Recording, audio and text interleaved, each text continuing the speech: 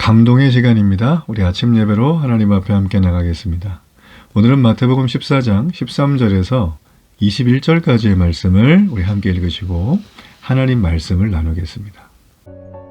예수께서 들으시고 배를 타고 떠나사 따로 빈들에 가시니 무리가 듣고 여러 고을로부터 걸어서 따라간지라. 예수께서 나오사 큰 무리를 보시고 불쌍히 여기사 그 중에 있는 병자를 고쳐주시니라. 저녁이 되매 제자들이 나와 이곳은 빈들이요 때도 이미 저물었으니 무리를 보내어 마을에 들어가 먹을 것을 사 먹게 하소서. 갈 것 없다. 너희가 먹을 것을 주라. 여기 우리에게 있는 것은 떡 5개와 물고기 2마리뿐이니이다. 그것을 내게 가져오라. 무리를 명하여 잔디 위에 앉히시고 떡 5개와 물고기 2마리를 가지사 하늘을 우러러 축사하시고 떡을 떼어 제자들에게 주시매 제자들이 무리에게 주니 다 배불리 먹고 남은 조각을 12바구니에 차게 거두었으며 먹은 사람은 여자와 어린이 외에 5,000명이나 되었더라. 우리가 오늘 이제 오병이어의 사건, 너무나 유명한 얘기죠. 아마 성경에 예수님의 놀라운 기적의 사건 중에 이 오병이어처럼 유명한 사건은 없지 않나 싶습니다. 자, 이 오병이어 사건은요, 우리가 이제 복음서 4권에 보면 전부 다 다루어져요. 근데 특별히 이제 마태복음과 마가복음에 보면 헤롯의 생일잔치와 나란히 배치를 했어요. 우리 어제 살핀 것처럼. 예. 자, 세례 요한이 헤롯의 생일잔치 날 목배임을 당해서 죽음을 당하죠. 자, 구약의 시대는 이로써 끝이 납니다. 그리고 이 땅에 구약의 모형으로만 보여주셨던 메시아 예수 그리스도께서 이제 실체가 되어서, 그림자는 가고 실제가 되어서 하나님 나라를 본격적으로 선포하신 날이죠. 자, 세상의 나라와 이 하나님의 나라. 이 세상에는 두 나라가 공존하고 있어요. 자, 이제 이 두 나라가 어떻게 파이팅을 하고 대립을 하는가. 그리고 앞으로 어떻게 될 것인가가 이제 마태복음에 계속 이어져 나올 겁니다. 그 첫 번째가 바로 오병이어의 기적이다라는 것입니다. 자, 요한의 이 죽은 소식을 들으신 예수님은 13절에 보니까 하나님과 교제하기 위해서 조용한 곳에 찾아가셨어요. 왜 찾아가셨을까요? 습관을 따라 늘 기도하고 말씀을 묵상하는 예수님이셨죠. 자, 오늘도 그런 습관의 발동인가? 자, 그렇게 우리가 볼 수도 있지만 지금 이 세례 요한은 가장 가까운 친척이죠. 그리고 사역의 든든한 동반자예요. 그래서 예수님도 이 세례 요한이 목배임 당하여 죽임 이 사건을 듣고 참 마음에 슬픔이 많으셨을 겁니다. 자, 이런 시간임에도 불구하고 사람들은 예수님을 만나서 치유받고 천국의 가르침을 듣기를 원했어요. 자, 그러자 예수님께서는 자신의 감정과 상황이 전혀 그럴 상황이 아닌데도 불구하고 자기들에게 오는 사람들을 보시고 언제나 그렇듯 그들을 가르치고 고치고 먹이는 사역을 계속 하십니다. 그래서 교회는 가르치고 전파하고 치유하는 교회가 돼야 되는 거예요. 예수님의 3대 사역이죠. 그러니까 예수님께로 가는 사람들은 누구든지 언제든지 우리가 주님을 부를 때마다 주님은 본인의 상황에 관계없이 우리를 만나 주십니다. 예수님을 부르고 진실로 찾는 자들에게 예수님은 누구도 배척한 적이 없어요. 그래서 내게로 오라, 내가 너희를 쉬게 하리라, 이렇게 하면서 사람들을 만나 주셨어요. 예수님의 행동에는 언제나 중심이 되는 하나의 감정이 있는데 그게 바로 긍휼이에요. 긍휼. 이 긍휼이란 말은 여성의 자궁을 뜻합니다. 아이는 여성의 자궁에 착상이 되죠. 그래서 이 긍휼이란 말 자체가 자기 몸에 아이가 착상이 되어 자라는 것처럼 아이에 대해서 너무 잘하는 건 바로 이 여성이에요. 그래서 이 긍휼이란 말은 그 아이와 늘 교류하고 대화하며 교통하는, 공감하는 깊은 공감을 뜻합니다.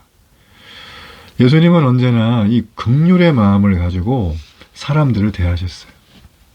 예수님이 이 땅에 오신 것도, 사역한 것도, 가르치고 고친 것도, 십자가에 달려서 우리에게 내어주신 그 모든 것도 우리를 긍휼히 여기시는, 한량없이 불쌍히 여기시는 그분의 마음 때문이었어요. 예수님은 자기에게 나오는 모든 자를 불쌍히 여기셨습니다. 그리고 끝까지 사랑하셨어요. 우리는 그게 안 되죠.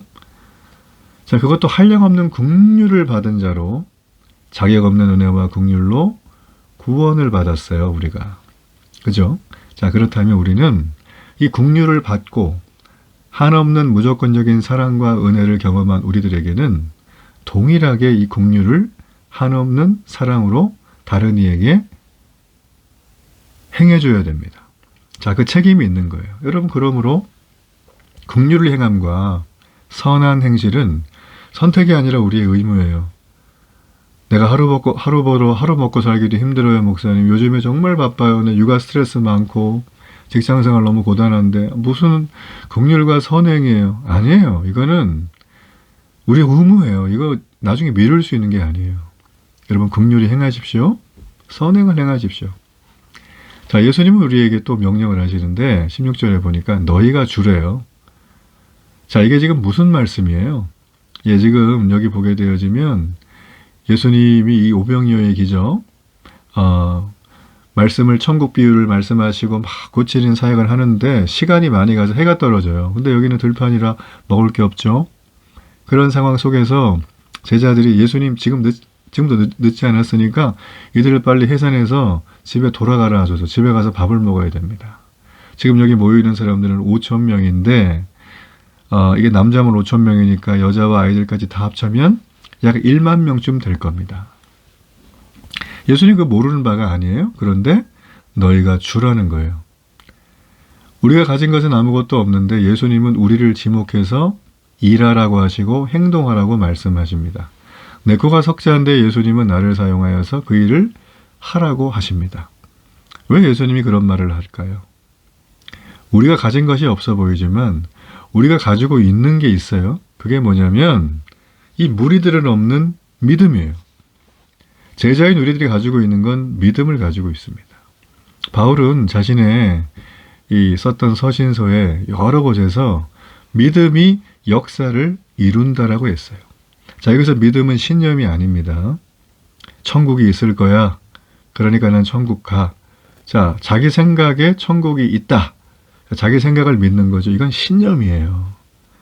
성공하려면 뭐든지 다 해가지고 연줄을 대고 힘 있는 사람 붙고 뭐 부정부패 조금씩 해가면서 해야 돼 라고 하는 거 있죠. 이거 신념이에요. 신념. 신념의 사람은 신념이 이루어지지 않을 때 절망합니다. 반대로 믿음이 무엇일까요? 내가 있다고 믿든 있다고 믿지 않든 천국은 있는 거예요. 지옥도 있는 거예요. 그렇죠? 우리는 그 사실을 받아들이는 거예요. 받아들인다는 말이 믿음이에요. 없는 걸 믿어요. 막 될 줄로 믿어 이게 아니고 받아들이는 거예요. 받아들이려면 어떻게 해야 돼요? 내용을 알아야 되죠. 내용이 어디 있어요? 성경에 있는 거예요. 자, 이들은 지금 예수님의 말씀을 들으면서 내용을 알게 되는 거예요. 이해가 되십니까? 그래서 어떤 일이 이루어지고 역사가 나타나고 기적이 나타나려면 뭐가 필요한가? 믿음이 필요한 거예요. 그 믿음은 하나님의 약속에 대한 믿음이에요.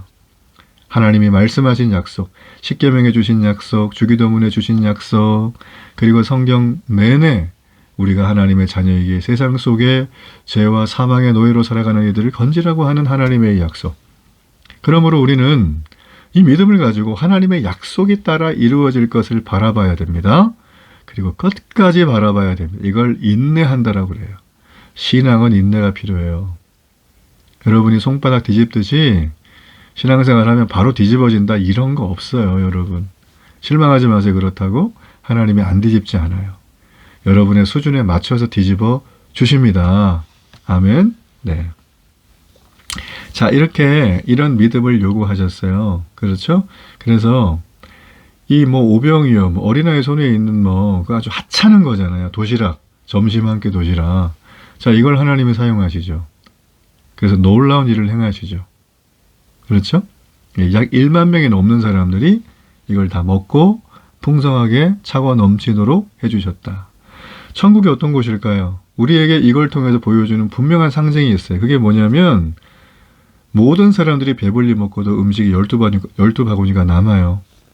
자, 이 12지파, 12바구니 의미가 같죠? 자, 이게 상징하는 게 뭐냐면 천국이 우리에게 임하면 그렇게 된다는 거예요. 여러분 믿어지시나요? 그러므로 천국은 어떤 것인가를 보여주는, 오병이어 사건이 천국을 보여주는 예시입니다. 예고편. 그래서 우리는 우리 손이 너무 작아요. 내 손에 별거 없어요. 이렇게 우리의 손을 바라보며 실망하지 말아야 돼요. 우리 지금 아무것도 없는데요. 이런 우리 손의 사이즈를 봐서는 안 됩니다. 작은 오병이어라도 하나님의 손에 내 거를 드릴 때 하나님은 능력을 베푸시고 그 일을 통하여 기적을 행하시는 거예요. 여러분, 이스라엘 사람들이 애굽에서 나와서 광야로 행하셨죠? 이 가나안 땅으로 갈 때 광야에서 얼마나 많이 훈련을 받았습니까? 왜 그렇게 받았을까? 여러분, 그들은 세상의 노예, 세상의 화려함에 취해 살았던 사람들이에요.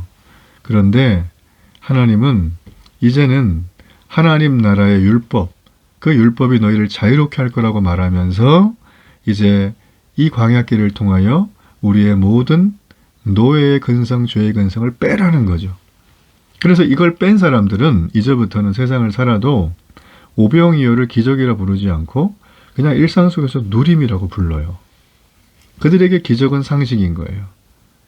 왜냐하면 아무리 작은 것이라도 내가 했는데 이제는 예수님 손에 다 들려드렸단 말이죠.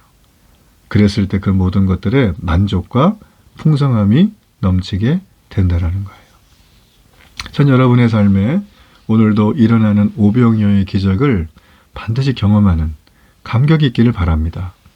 하나님이 여러분에게 주신 것들은 사명으로 연결해야 돼요. 우리가 사명으로 연결하지 않으면 있는 게 다 사라져요.